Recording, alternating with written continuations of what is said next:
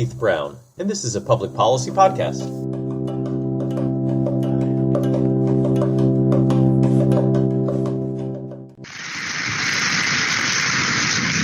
I want to thank all who've come to witness this historic moment. For those of you who've studied history of our government, you know most bills are signed at the White House. But I decided to sign this bill in one of the most important places in America, a public school. We've got large challenges here in America. There's no greater challenge than to make sure that every child, and all of us on this stage mean every child, not just a few children, every single child, regardless of where they live, how they're raised, the income level of their family, every child receive a first-class education in America. That was President George W. Bush at the signing of the 2001 No Child Left Behind Act, one of the signature legislative accomplishments of the early part of his presidency. As you know, policymakers work on addressing public problems. No clearer area of policymaking has been around education. Most children attend public schools, and this has been the norm for a long time. Public policies at the local, state, and federal level set the rules for public education. In the 1990s and early 2000s, many believed that schools were failing. Children were not learning, and many were dropping out. In stepped federal policymakers in Congress and the White House to solve the problem. But federal policymakers are not alone. State policymakers are also involved in education policy.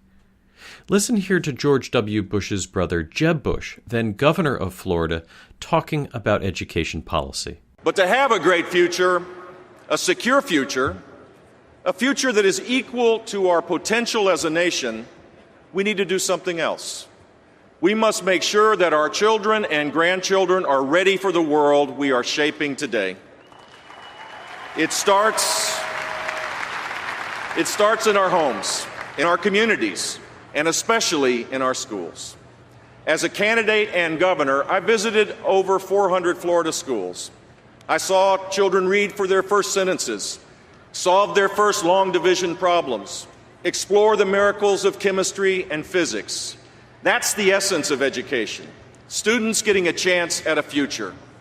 There are many reasons to believe America's future is bright, but also reasons to worry. Of 34 advanced nations in the world, American students rank 17th in science, 25th in math. Only 1/4 of high school graduates are ready for their next steps. China and India produce 8 times more engineering students each year than the United States. This is a moral cost to our country. Our failing schools need to be fixed. Out of this framing of education policy problems came a new federal policy on schools called No Child Left Behind. Here is Professor Jesse Rhodes describing the landmark No Child Left Behind bill. A set of understandings following enactment of No Child Left Behind, that this was really a radical shift in federal education policy making, that the kind of overarching orientation of that policy had changed from a focus on providing additional resources to schools serving concentrations of disadvantaged students to a new policy that emphasized higher standards for all students, more frequent standardized testing for all students, and then a regime of sanctions for schools in which students had not been reaching achievement goals. So this kind of broad shift in its orientation. And then, of course, along with that, this focus to move toward a much more prescriptive emphasis in federal education policy making that historically understood that the components of No Child Left Behind were much more specific with regard to the production of education than they'd once been. No Child Left Behind, this massive federal education policy passed by George W. Bush, was presented as a radical change in policymaking. Federal policymakers based in the U.S. Department of Education were now powerful to dictate to local schools what they could and could not do, and to punish them as well. This was the conventional wisdom following the passage of NCLB in the early 2000s. But Jesse Rhodes argues that the change was not actually so abrupt. Education policymaking has been moving in this direction for a while, and also had shifted control to states and localities for other things. This meant that what appeared radical was actually more incremental, continuing along an existing path of policy, what might be called path dependency. Incremental policy change is an important concept in the study of public policy. Listen again to Rhodes describe this. There's something to that, but it misses the extent to which these new reforms build on previous federal commitments in education, and how the fact that they build on those previous federal commitments profoundly influences how the new reforms operate in practice, right? So, for example, No Child Left Behind creates this new ostensibly objective accountability scheme, right? So on paper it looks like if your school doesn't make adequate yearly progress, then it faces this increasing regime of sanctions. But importantly, this policy is built on the Elementary and Secondary Education Act, which devolves a lot of responsibility to state and local governments. And No Child Left Behind does the same thing. So who has the responsibility to define what adequate yearly progress is? Ultimately, the states, through their construction of standards and testing. Who implements or not accountability measures? State and local governments. And so the policy on its face appears to be centralizing and a major departure, but its underlying assumptions and legal structures are much akin to these earlier public policies, which were highly decentralized in their implementation. Rhodes's description of education policy making emphasizes several important concepts. One, policymaking addresses perceived problems, but that those problems occur over long time periods. In order to understand how policy is made, we have to provide historical context, understand precedent, and the long stretch of history that precedes most decisions of government. Second, Rhodes shows the federal nature of policymaking in the U.S. Federal policymakers work with and sometimes against state officials and local officials. This arrangement, embedded in the Constitution, creates opportunities for collaboration but also conflict. No Child Left Behind is a good illustration of this. And third, that incremental change happens over years, often decades. What appears to be bold policy change may have been preceded by minor changes and also change at other levels of government, like the state or local level. But as noted before, elected policymakers are not alone. Listen here to Sarah Reckhow discuss how philanthropic foundations have participated in education policymaking, pushing a very specific version of school reform. Reckhow also highlights how past experiences have shaped the views of foundations and what they saw as a better direction for education policy, especially at the local or city level. Within education, I think it's an interesting story of kind of a response to what took place with the Annenberg Challenge in the 1990s, which was a very large philanthropic effort led by Walter Annenberg, the Annenberg Foundation. He gave $500 million matching grants for reform of schools. And much of the post-mortem of that was fairly disappointing.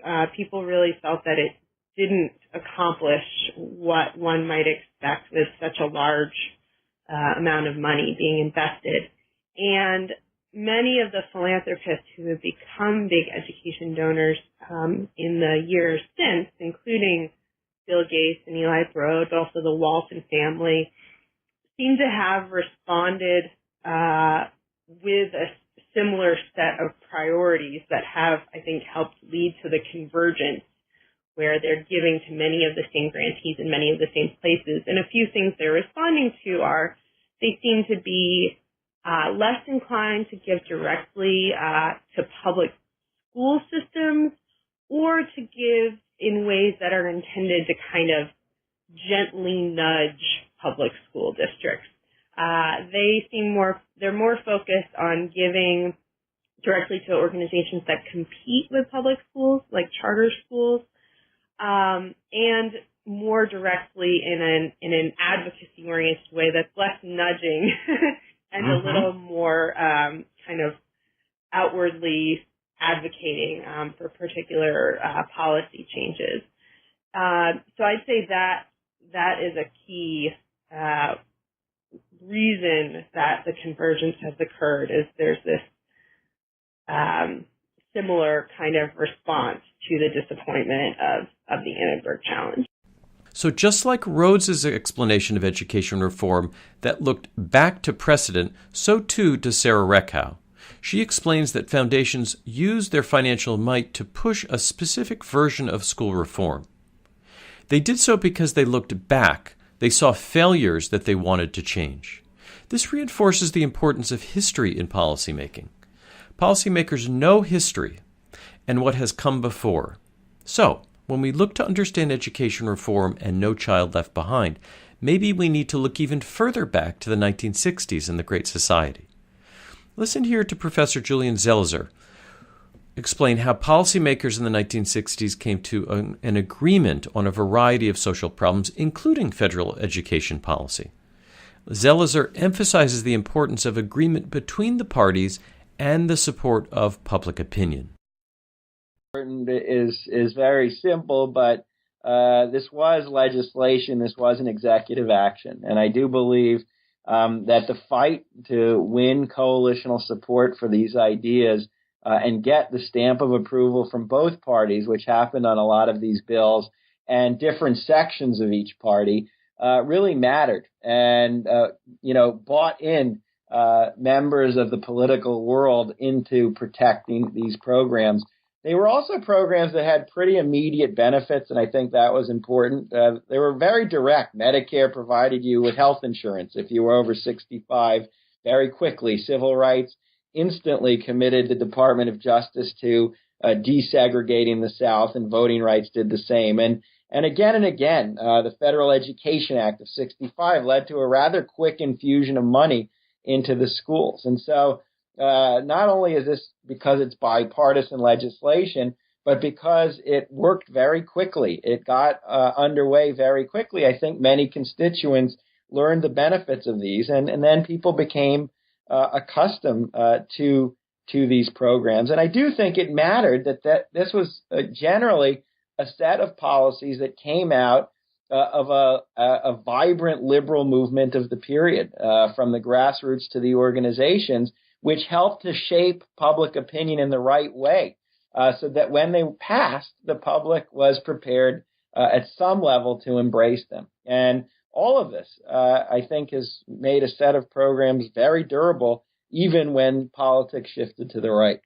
So what have we learned about public policy making so far? First, policymaking responds to problems. In the case of education policy, the perception that schools were failing and kids were not learning. Second, policymakers seek out solutions by looking back in time to what has worked and failed in the past. Third, the policymaking around most issues, including education, occurs within a complex federal system established by the Constitution.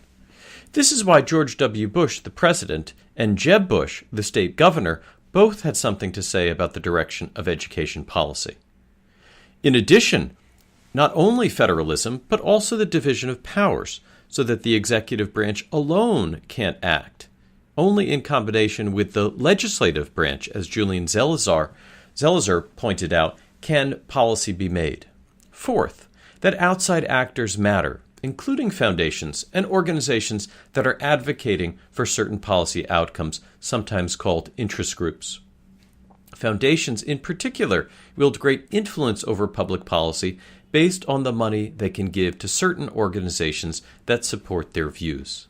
And fifth, that history matters a lot to the policymaking process. We have to understand policymaking in any given time based on the current views of the problem, but also the long history of the problem and previous solutions to similar public problems.